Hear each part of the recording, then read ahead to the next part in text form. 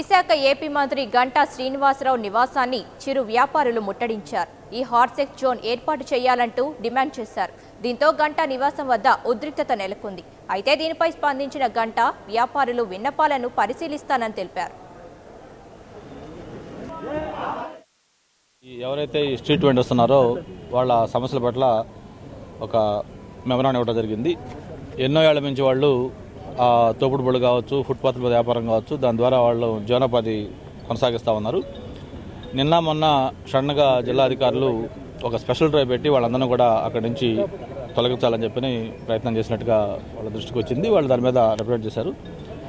అయితే ప్రభుత్వం కూడా ఈ వైజాగ్ని ఒక స్మార్ట్ సిటీగా అమెరికన్ ప్రభుత్వం చేత గుర్తించబడింది. దీన్ని అభివృద్ధి చేయాల్సిన అవసరం ఉంది. అట్ ద సేమ్ టైం అందంగా కూడా చేయాల్సిన అవసరం ఉంది.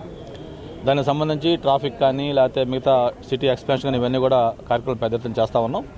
అయితే ఇవన్నీ కూడా చేసినప్పుడు ముఖ్యంగా ఎవరైతే గత ఎన్నో ఏళ్ళుగా ఉపాధి పొందుతూ ఉన్నారో వాళ్ళని ప్రత్యామ్నాయం చూపించి వాళ్ళకి వేరే హాకర్స్ జోన్స్ లాంటి ఏర్పాటు చేసి అక్కడికి తరలించి ఆ తర్వాత ఇటువంటి కార్యక్రమాలు చేసుకోవాల్సిన బాధ్యత ప్రభుత్వమే ఉంది.